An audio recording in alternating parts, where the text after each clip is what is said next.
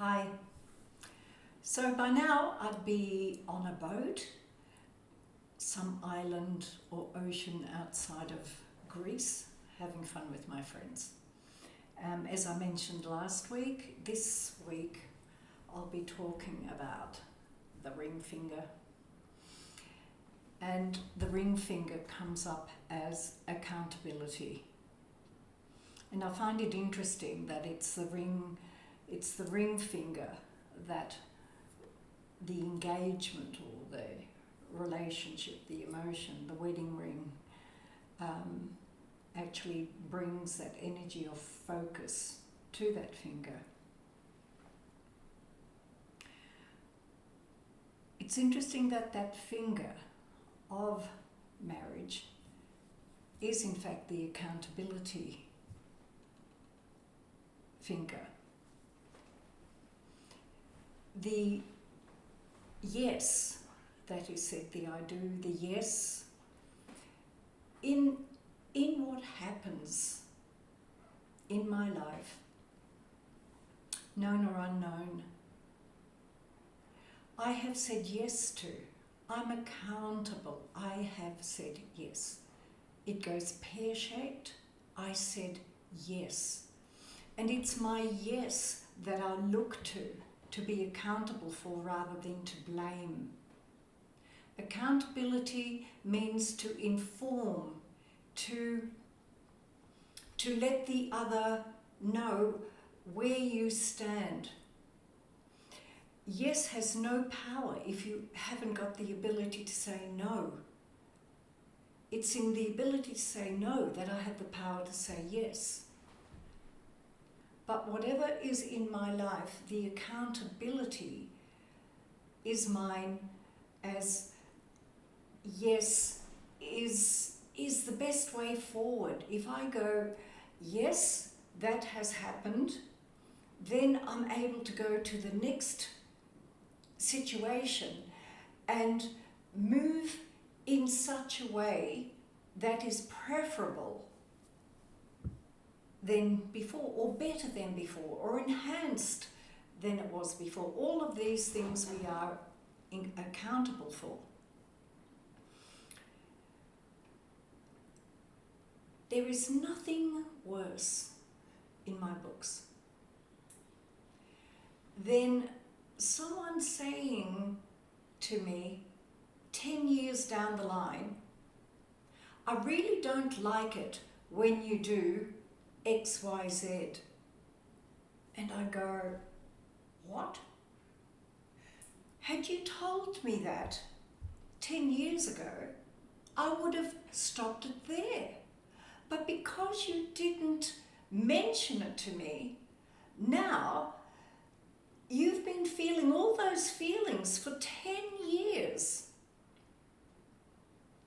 And I've been the bearer of your annoyance of that when you actually never mentioned it, and it never came to me because you never mentioned. And they can be very small things, but they can be very irritable. But speak it when it happens, not down the line, because that there's no response to the wanting to be accountable for somebody else's request, if that's what they prefer.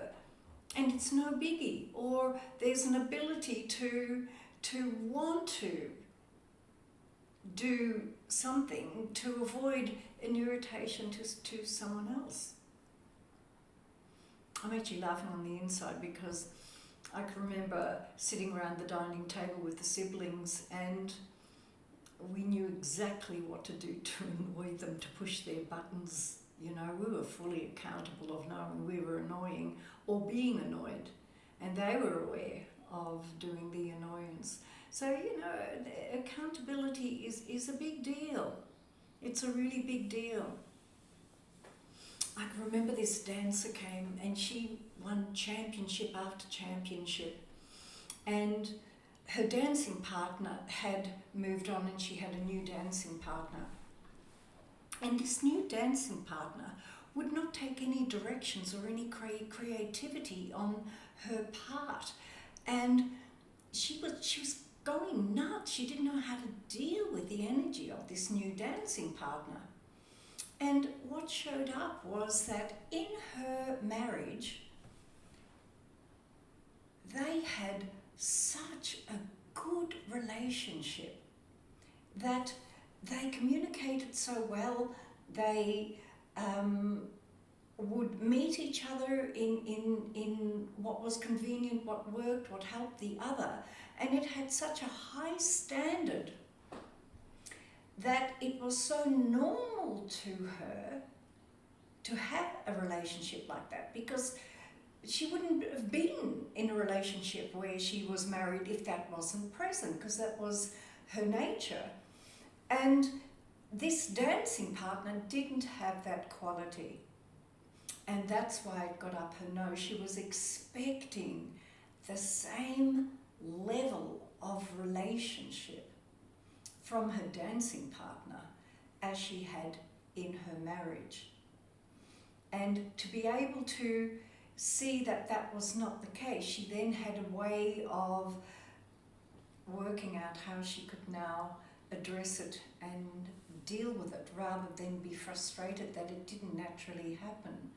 But that was a form of accountability, and because you have it, you can't necessarily expect others to have it. Like, people don't even tell you how they feel, where speaking it sometimes is very easy to remedy what a slight annoyance is. These little annoyances build up, and they certainly build up in a relationship when they're unspoken. There was, back in the 70s, I was a primary school teacher, and there was this guy, Morris Balsam, who used to come and give talks. And he'd be up on the stage, and all the mums and dads would come and listen to this guy who gave talks on how to be with children. And his opening line was, "The problem with kids is good mothers." And he really had a point, because good mothers do everything. The kids don't have to do anything. I can remember at one stage, the kids were lining up near the door, as I used to in the 70s, and I'd open the door and they'd walk out and, get their school bags, meet their mums and all that sort of stuff. And this one little boy, he would walk out and he would just drop his bag, and he expected his mum to catch it. And the mum missed it, and she said, "Oh, I'm sorry," like no accountability for the child at all. I'm a great proponent for sitting around the table at a certain age, from whenever the capacity arrives, and sit at the round table and say, these are the jobs. Dishwasher needs to be emptied, the rubbish needs to be taken out, the path needs to be swept. They're usually not real biggies. But it's like, okay, who wants to do the bins this week? Who wants to empty the dishes this week? In our household, it was dishes and polishing shoes before school. So, but these jobs, or, hanging the washing out, we had jobs. As Morris Balsam used to say, if kids don't have jobs, they don't have a sense of belonging.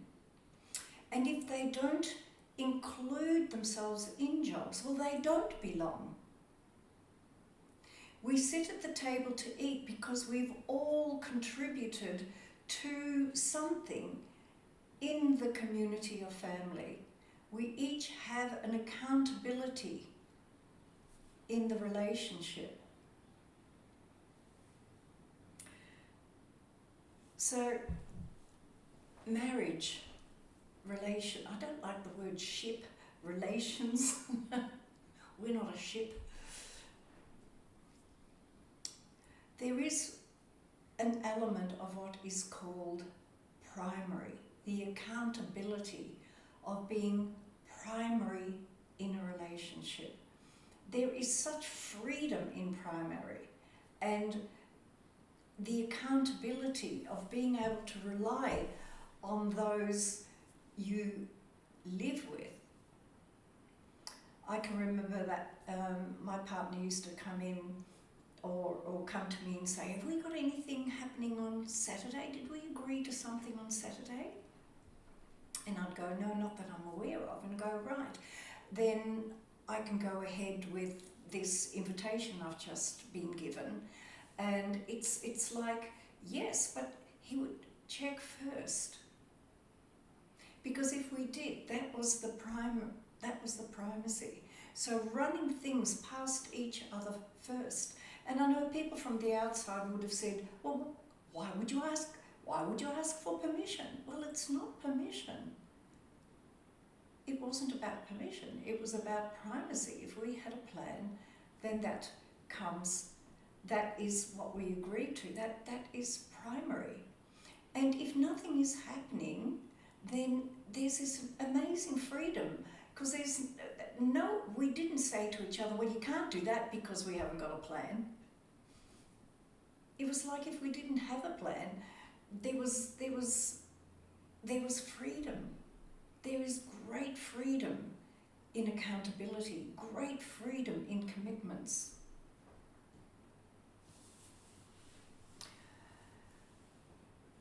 There was this YouTube I watched quite a while ago of this guy who was a financial advisor, and he said there's only that much money one being actually really needs to feel secure.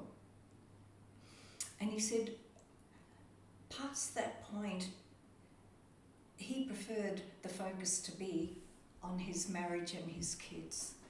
And he said to really have a partner who wakes up in the morning as he did, and all they desired to do was to make their partner happy in some way.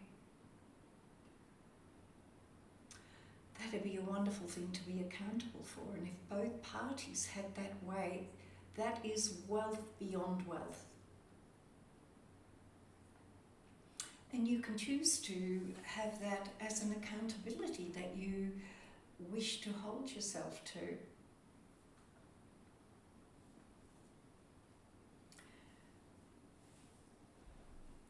To not go into blame. To speak clearly and say what it is that is annoying you, or you would like to correct in some way. It is not their responsibility if you haven't spoken it, if you haven't mentioned it. And that accountability keeps the relationships in very good stead. The essence that came up in relation to this finger, interestingly enough, this finger, because the red helmet orchid from the Australian Bush Essences is the one that came up for this. You know, to give someone the finger. It's usually not that finger, that's the next one. And that's what I'll discuss next week, which is to do with productivity and the ability to make things normal with the index finger, and the thumb is important in its connections, or else there's no utility, but I'll discuss that next week. So the negative conditions are rebelliousness. Interesting, giving someone the finger can be rebellious. Hot-headed, unresolved father issues, selfishness. And unresolved father issues has a sense of patriarchy in it. And I think that can apply as much to females as males. The positive outcome is male bonding, sensitivity, respect, and consideration. This essence was made up under unique circumstances on Toolbrunup Peak, which is the second highest peak in the Stirling Ranges. Red Helmet Orchid helps a man bond to his child or children. It helps men to be aware to allocate quality family time. Making this essence requires not only sunlight but also moonlight, thereby adding the female principle so as to allow bonding. It is also for anyone with unresolved father issues, which can manifest as a recurrent, lifelong, rebellious attitude to authority.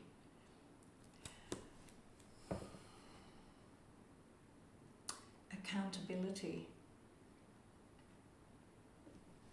I hope there's some good thoughts there. But just know, you say yes, known or unknown. Take that on, move on, be accountable, have that even with oneself. Much love.